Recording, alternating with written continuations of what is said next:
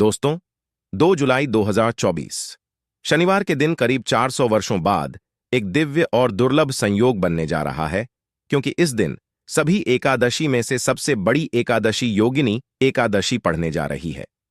दोस्तों, यह एकादशी मंगलवार के दिन पड़ रही है, जिस वजह से इस दिन 3 बड़े योगों का निर्माण हो रहा है, जो कि है धन, लक्ष्मी योग, अमृत सिद्धि योग और गज केसरी योग। दोस्तों, इन 3 योगों के निर्माण की वजह से एकादशी पर भगवान विष्णु और महालक्ष्मी की असीम कृपा बरसने वाली है। और अगर इस दिन आप चुपचाप किसी को बिना बताए स्वास्थ्य से जुड़ा यह अचूक उपाय कर लेते हैं, तो आपकी सभी समस्याओं का हल संपूर्ण रूप से हो जाएगा। दोस्तों, एक साल में करीब 24 एकादशी पड़ती है और 2 जुलाई को योगिनी एकादशी सभी एकादश में सबसे बड़ी मानी जाती है। इस दिन स्वास्थ्य से जुड़ा यह अचूक उपाय आपकी हर परेशानी को हल कर देगा, चाहे वह धन को लेकर हो या सेहत या संतान की प्राप्ति को लेकर। इसीलिए दोस्तों, वीडियो को आखिर तक जरूर देखें। और दोस्तों, अगर आप भी अपने जीवन में भगवान श्री हरि विष्णु की कृपा पाना चाहते हैं, तो इस वीडियो को लाइक करके कमेंट में जय श्री हरि जय मां लक्ष्मी लिखना ना भूले। दोस्तों, योगिनी एकादशी का दिन श्री हरि विष्णु को समर्पित है। इस दिन जगत के पालनहार श्री हरि विष्णु अपनी 4 महीने की योग्य निद्रा से जागते हैं। इसके बाद से ही सभी मांगलिक काम आरंभ हो जाते हैं। इसके अलावा एकादशी भगवान विष्णु को प्रसन्न करने के लिए भी बेहद उत्तम मानी जाती है। इस दिन भगवान विष्णु को प्रसन्न करने के लिए कुछ लोग व्रत रखते हैं और पूजा करते हैं। इस दिन सच्ची श्रद्धा और भक्ति भाव से भगवान विष्णु की पूजा करने से सभी मनोकामना पूर्ण होती है। दोस्तों, स्वास्थ्य अत्यंत प्राचीन काल भारतीय संस्कृति में कल्याण का चिन्ह समझा जाता रहा है। इसीलिए कि किसी भी शुभ काम को करने से पहले स्वास्थ्य चिन्ह अंकित करके उसका पूजन किया जाता है।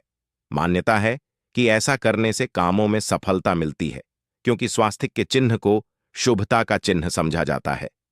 इस तरह स्वास्थ्य का अर्थ अच्छा या मंगल करने वाला ऐसा बताया गया है। मेन वर्णित है स्वस्तिक सर्वदा रुद्र, अर्थात सभी दिशाओं में सबका कल्याण हो। इस तरह स्वास्थ्य एक शब्द से किसी व्यक्ति या जाति विशेष का नहीं, परंतु संपूर्ण विश्व के कल्याण या वासुदेव की भावना निहित है। किसी भी शुभ काम को करने से पहले गणेश जी का नाम लेते हैं, और हिंदू धर्म में स्वास्थ्य को गणेश जी का भी प्रतीक समझा जाता है। वैसे तो किसी भी शुभ काम को पहले स्वास्तिक बनाकर ही थाली में रखते हैं और पूजा करते हैं, क्योंकि ऐसा करने से में खुशियां बढ़ती हैं।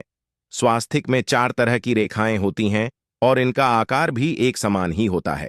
ऋग्वेद की भाषा में स्वास्तिक को सूर्य का प्रतीक समझा गया है और उसकी 4 भुजाओं को उपमा दी गई है। पौराणिक मान्यता है कि 4 दिशाओं यानी पूर्व पश्चिम उत्तर दक्षिण की ओर यह 4 भुजाएं इशारा करती हैं, और हिंदू धर्म में इनको 4 वेदों से जोड़कर भी कहा जाता है, यानी ऋग्वेद, यजुर्वेद, अथर्ववेद और सामवेद। स्वास्तिक की 4 रेखा सृष्टि से रचनाकार भगवान ब्रह्मा के 4 सिरों को दर्शाती हैं, और 4 पुरुषार्थ यानी 4 आश्रम, 4 लोग, 4 देवों यानी ब्रह्मा, विष्णु, महेश और गणेश की तुलना भी की गई है।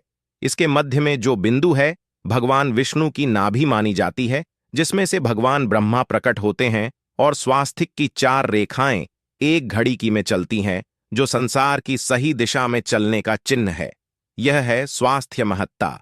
इस एकादशी के दिन घर के मुख्य द्वार पर शुभ मंगल चिन्ह स्वास्तिक स्वरूप बनाएं। आप चावल और कुमकुम की सहायता से बना सकते हैं, चावल और हल्दी के घोल से बना सकते हैं, या फिर कुमकुम यानी सिंदूर और घी, सिंदूर और तेल मिलाकर के भी बना सकते हैं। ऐसा करने से वास्तु दोष दूर हो जाता है। इससे मनोकामना हो की पूर्ति हो जाती, घर से क्लेश, कलह, बेचैनी दूर हो जाती है। तंत्र मंत्र क्रिया से भी रक्षा होती है। इसे शुभ काम के पहले अंकित किया जाता है, क्योंकि स्वास्थ्य को मान सम्मान, सफलता और उन्नति का प्रतीक समझा जाता है। स्वास्थ्य हर दिशा से देखने पर एक ही सम्मान लगता है। आपने उल्टा स्वास्थ्य की देखा होगा, परंतु उल्टा स्वास्थ्य के उपाय अलग होते हैं और सीधे स्वास्थ्य के उपाय अलग होते हैं। अगर जीवन बहुत परेशानियां हो तो एकादशी के दिन तांबे या चांदी का स्वास्थ्य प्राण प्रतिष्ठा करवाकर घर की चौखट पर लगवा दो। बाजार से अलग अलग साइज के मिल जाते हैं। उसे लाकर पूजा घर में रखकर पूजा करें। इससे घर में लक्ष्मी का वास हो जाता है। लक्ष्मी प्राप्ति हेतु चांदी का स्वास्थिक नवरात्रों में भी लगाया जाता है, परंतु सबसे अच्छा है कि सिंदूर और घी या तेल मिलाकर के यह या फिर चावल और हल्दी के घोल से बना दे के मुख्य द्वार पर स्वास्तिक बनाते हैं तो ज्यादा बड़ा मत बनाइए। 9 अंगुल से बड़ा बिल्कुल नहीं होना चाहिए। 3-4 अंगुल का बनाइए, यह उत्तम होगा। अगर आपके घर के सामने पेड़ या खंभा है तो वास्तु दोष उत्पन्न होता। ऐसे में वास्तु दोष के प्रभाव को स्वास्तिक रोकता है। स्वास्तिक का चिन्ह देवता को प्रसन्न करने के लिए खासकर बनाया जाता है। एकादशी तिथि पर आप थाली में या चौकी पर स्वास्तिक बनाकर उस पर मूर्ति करते हैं तो देवता प्रसन्न हो जाते हैं। आप चाहे तो घर के मंदिर में इष्ट देवता के पास स्वास्तिक का चिन्ह रख सकते हैं। तो दोस्तों, स्वास्तिक के कौन कौन से उपाय घर में लाते हैं, धन प्राप्ति कराते हैं, जानते हैं इस वीडियो में। परंतु दोस्तों, उससे पहले आपसे रिक्वेस्ट करते कि वीडियो को लाइक जरूर करिएगा, दोस्तों को शेयर कर दीजिएगा। और अगर अभी तक आपने चैनल को सब्सक्राइब नहीं किया है तो चैनल को सब्सक्राइब करके बेल आइकॉन जरूर दबाइए। दोस्तों, इस एकादशी पर मुख्य द्वार की दहलीज के दोनों तरफ स्वास्तिक का चिन्ह बनाकर उसकी पूजा करें। स्वास्तिक पर चावल की ढेरी बनाएं और एक एक सुपारी रख दें। तो ऐसा करने से अपार धन की प्राप्ति होती है, कामों में सफलता मिलती है। इस एकादशी के दिन नहाने के पानी में तुलसी का पत्ता या बेलपत्र डालकर नहाई। यह स्नान के जल में जब आप बेलपत्र डाल देते हैं तो सभी तीर्थ स्थानों में स्नान करने सम्मान पुण्य फल आपको हासिल हो जाते हैं। आप चाहे तो मैं कुशा घास भी डालकर नहा सकते हैं। एकादशी पर भगवान श्री हरि विष्णु जी के साथ ही माहौल लक्ष्मी और भगवान शिवा की पूजा करें। इस दिन इनके संयुक्त पूजन से आपके जीवन की सारी परेशानियां समाप्त हो जाती हैं। इस दिन आप अपने घर के पूजा स्थान पर एक में कुमकुम से स्वास्तिक बना ले।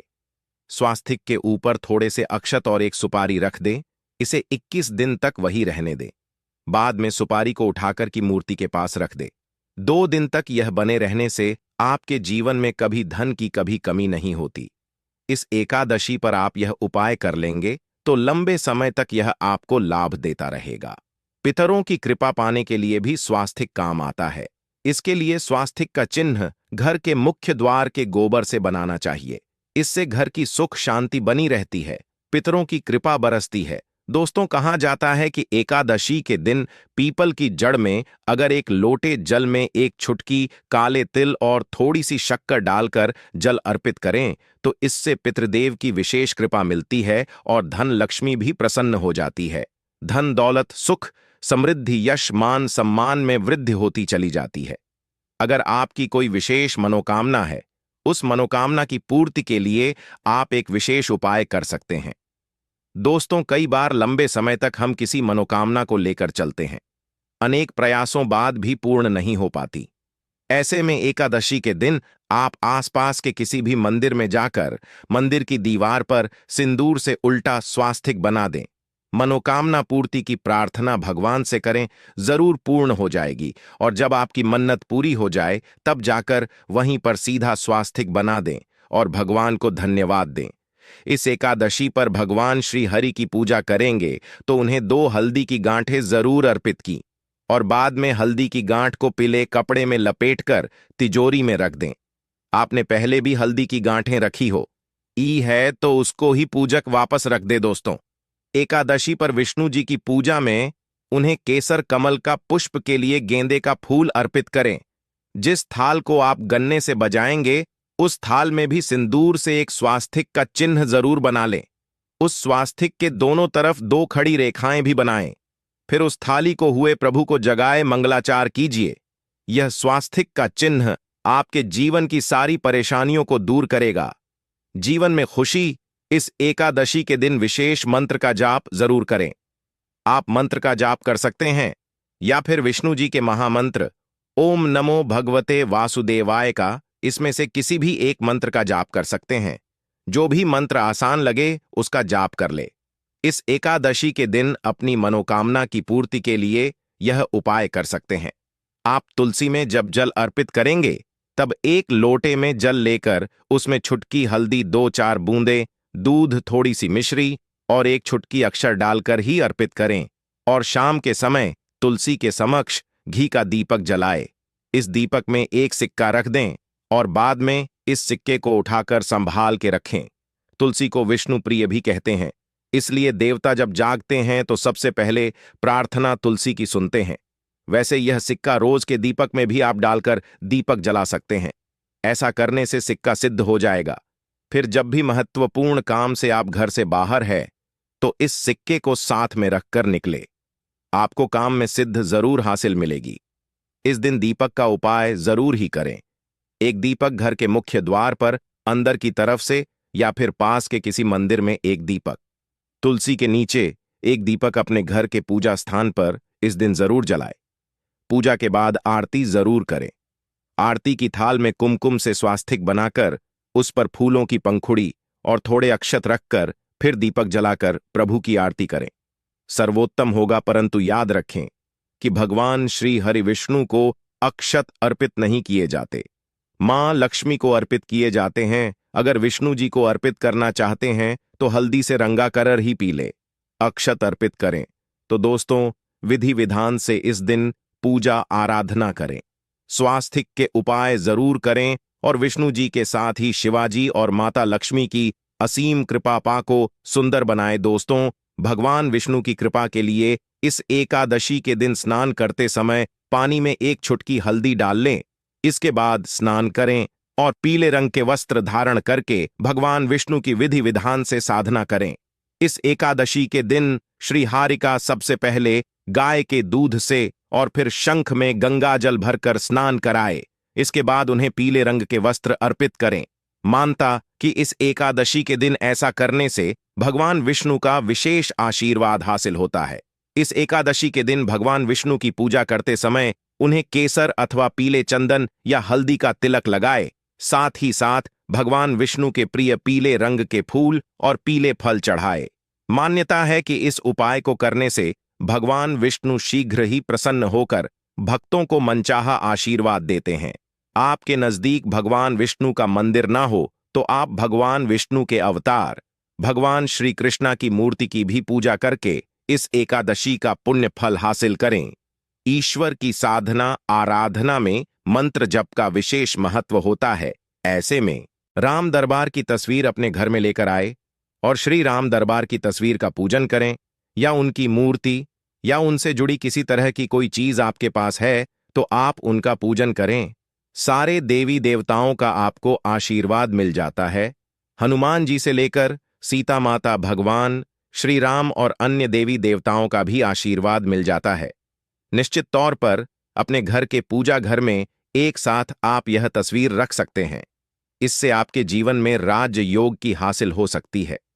दोस्तों, इसी तरह यदि आप अपने घर के पूजा घर में या किसी अन्य स्थान पर यदि कोई तस्वीर रखना चाहते हैं और उसे लगाकर अपने घर में लाभ हासिल करना चाहते हैं तो अपने घर में या पूजा आपको निश्चित तौर पर त्रिदेव की तस्वीर या मूर्ति एक ही स्थान पर लाकर अवश्य रखनी चाहिए। ब्रह्मा, विष्णु और महेश, इन तीनों की संयुक्त से एक साथ तस्वीर अपने घर के मंदिर में या अपने घर में कहीं भी लाकर रख देनी चाहिए। समझा जाता है कि इन तीन देवताओं के एक साथ दर्शन करने मात्र से हमारे बड़े से बड़े विघ्न और बड़े से बड़े कर्ष ऐसे ही समाप्त हो जाते हैं। इसी वजह से इन तीनों की एक साथ में तस्वीर या मूर्ति लाकर आपको पूजा अवश्य करनी चाहिए। दोस्तों, अब बात करते हैं कि कुछ ऐसी तस्वीरें होती हैं या ऐसी मूर्तियां होती हैं जिनको आपको अपने पूजा घर में स्थान ही नहीं देना चाहिए। यदि आपने इन तस्वीरों को या मूर्ति को अपने घर के पूजा घर में स्थान दिया है तो समझ लीजिए कि आपको कंगाली का सामना करना पड़ेगा या फिर देवी देवताओं की क्रोध का सामना करना पड़ेगा। दोस्तों, और एक बात बता दें कि मंदिर में कभी भी विषम संख्या में गणेश जी की मूर्तियां ना रखें, जैसे कि 1, 3 या 5 ऐसे रखना समझा जाता है। 2 मूर्तियों को एक साथ रखना शुभ समझा गया है। यदि आप सिर्फ गणेश जी की मूर्ति रखते हैं तो इसके अलावा किसी भी तरह की मूर्ति आपको नहीं रखनी चाहिए। दोस्तों, स्थापित करते वक्त ध्यान दें कि गणेश जी का चेहरा सदैव घर के मुख्य दरवाजे की तरफ होना चाहिए। ताकि आपको अच्छे और सच्चे धन लाभ की हासिल हो। और इस बात का ध्यान रखें कि घर में अंगूठे से बड़े आकार का शिवलिंग आपको भूल कर भी नहीं रखना चाहिए। सदैव एक छोटा सा शिवलिंग रखें और इससे ज्यादा शिवलिंग नहीं रखने चाहिए दोस्तों। वैसे तो कोई अपने घर में शिवलिंग रखना ही नहीं चाहिए, उसके बाद भी यदि रखते हैं तो अंगूठे से बड़े आकार का शिवलिंग आपको नहीं रखना चाहिए। आप छोटा शिवलिंग रख दें और ध्यान रखें कि एक से ज्यादा शिवलिंग आपको भूल कर भी नहीं रखने हैं। घर में यदि आप शिवलिंग रखते हैं तो शिवलिंग के ऊपर आपको तुलसी भूलकर भी अर्पित नहीं करनी चाहिए। यदि आपने शिवलिंग रख लिया है और उस पर तुलसी अर्पण कर दी तो देवी देवताओं के का आपको सामना करना पड़ेगा। दोस्तों, मंदिर में यदि आप जी की तस्वीर रखना चाहते हैं, आप हनुमान जी के अनन्य भक्त हैं, तो बैठे हुए हनुमान जी की मूर्ति ही रखें। उन्हें शिवा का 11 रुद्र अवतार समझा जाता है, इसलिए उनकी भी शिवलिंग की तरह ही मूर्ति रखें। साथ ही जो पति पत्नी होते हैं, नए वैवाहिक जीवन की शुरुआत करते हैं, तो हनुमान जी की मूर्ति या तस्वीर को अपने कमरे में, अपने बेडरूम में आपको भूलकर भी नहीं रखनी चाहिए, अन्यथा इससे जीवन कई तरह के दोषों का सामना करना पड़ता है। दोस्तों, हनुमान जी ब्रह्मचारी है, तो इस आपको अवश्य ध्यान रखना चाहिए। दोस्तों, राधा कृष्णा की मूर्तियों को यदि आप जैसे अपने क्षण कक्ष में सोते हैं और उन्हें आपके बेर के सामने की तरफ रखा है कि जैसे कि आप सुबह उठे और आपको उठते ही पहले उनके दर्शन हो जाए, तो समझ लीजिए कि आपका जीवन मालामाल होने वाला है। किसी भी तरह का कोई दोहक धन की चिंता आपके जीवन में रहेगी।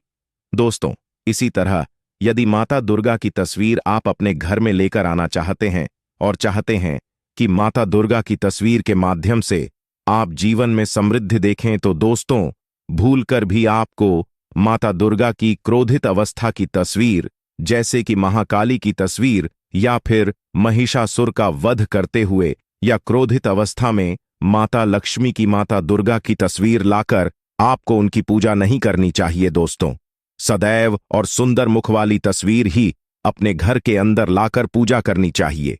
इसे बहुत ही शुभ और मंगलकारी समझा जाता है। दोस्तों, इस बात का ध्यान रखें कि यदि आप अपने घर में मूर्तियां रखते हैं तो आपको इन पर भूलकर टूटे हुए चावल नहीं चढ़ाने चाहिए, और बेहतर होगा कि आप हल्दी में चावल को पीला करके ही वह चावल चढ़ाएं। किंतु टूटे हुए चावल आपको भूलकर भी माता लक्ष्मी को या अपने घर में देवी देवता नहीं चढ़ाने चाहिए। दोस्तों, इसी तरह इस बात का भी ध्यान रखें कि अपने घर के मृत परिजनों की या पूर्वजों की तस्वीर मंदिर में स्थापित न करें। ऐसा करना अशुभ समझा जाता है, और यदि आप ऐसा लगातार कर रहे हैं तो निश्चित तौर पर आपके परिवार के ऊपर दोष लग सकता है, पितरों का भी दोष सकता है। पितरों की पूजा एक अलग स्थान पर की जाती है, घर के मंदिर में उनको स्थापित नहीं किया जाता है। दोस्तों, इसी तरह भगवान भैरव की तस्वीर या भगवान शनिदेव की, राहु केतु की इस तरह की तस्वीरें अपने घर में नहीं लेनी चाहिए।